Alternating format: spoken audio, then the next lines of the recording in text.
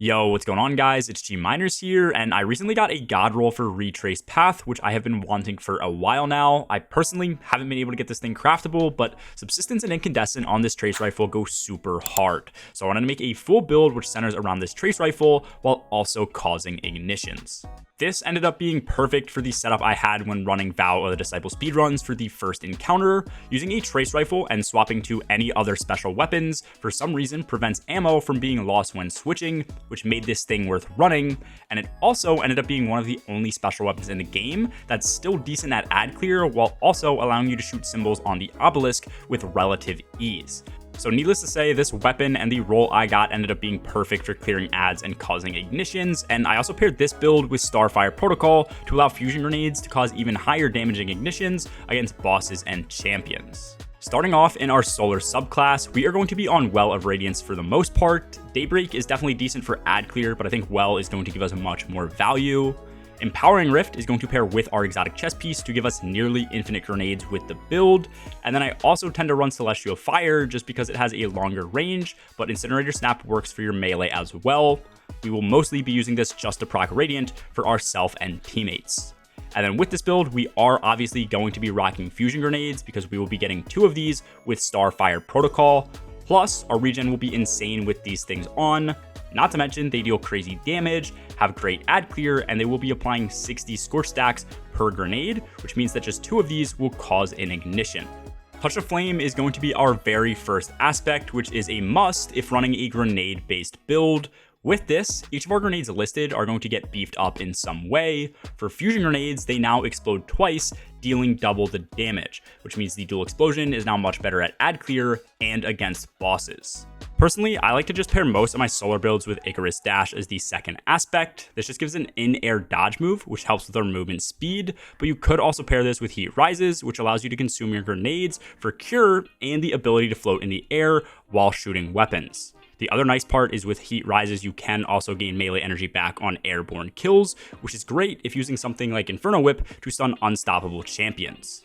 The fragments we are running are going to maximize our damage potential while also maxing the amount of scorch stacks we apply and the ignitions we create. So first up is going to be Ember of Empyrean. This allows solar weapon kills or just ability kills to extend the duration of effects that buff us in the solar subclass. With this build, that means as long as we keep getting kills with the Retraced Path, we will constantly maintain the Radiant buff, which is a 25% weapon increase. Ember of Char is next, which is going to allow ignitions we create to pass scorch stacks to nearby enemies. At base, this is going to pass 40 scorch stacks each time, and keep in mind, just 100 trigger an ignition, so this will instantly get us back to 40% of the way there after an enemy ignites. Ember of Torches is up next, and this is going to allow our melees to trigger Radiant for us.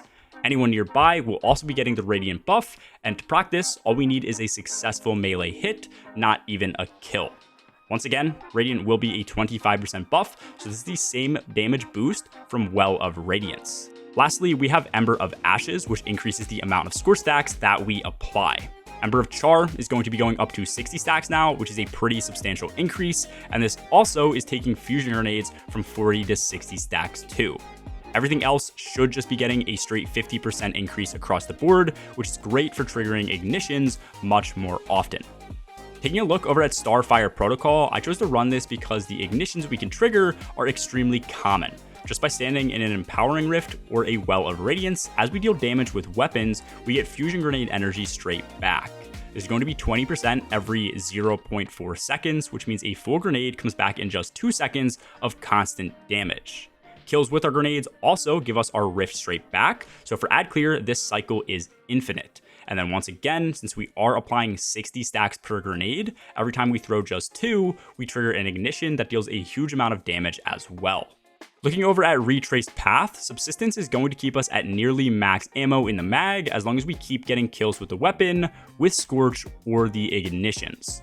On top of this, Incandescent is going to be applying 40 scorch stacks each time we kill an enemy to those nearby, so with just 3 kills, this can also trigger an ignition, which is super useful. In situations where you have tankier ads, you can focus on red bars and then get these stacks to trigger ignitions to kill them, rather than slowly do it yourself or waste grenades. The mods I have on this build are as follows. First up is Elemental Ordnance, which is going to allow our fusion grenade kills to spawn in solar elemental wells.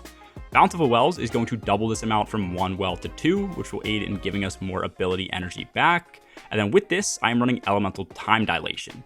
This allows duration-based well mods to increase their duration when multiple copies are ran. Finally, we have Font of Might, so that we can get an additional 25% damage boost when using solar weapons. This will last 17 seconds with 2 copies of Font of Might, and is another reason I am running Bountiful Wells, because we can constantly have the Font of Might buff active. Overall, this definitely isn't the strongest build in Destiny history, but I really wanted to make something with this gun, and I genuinely think this is the best legendary trace rifle roll to exist. In situations where you might need to swap weapons, like how I was in speedruns, or even just low mans and regular raid clears, this weapon should be at the top of your list. Let me know what trace rifles you guys think are currently the best in the comments below, whether they are legendary or even exotics. And I do also stream a bunch over on Twitch, where I do low mans and speedruns live. A link to that, along with my Discord server, is in the description below. Anyways, that's all for this video, guys. As always, have a good one. Peace.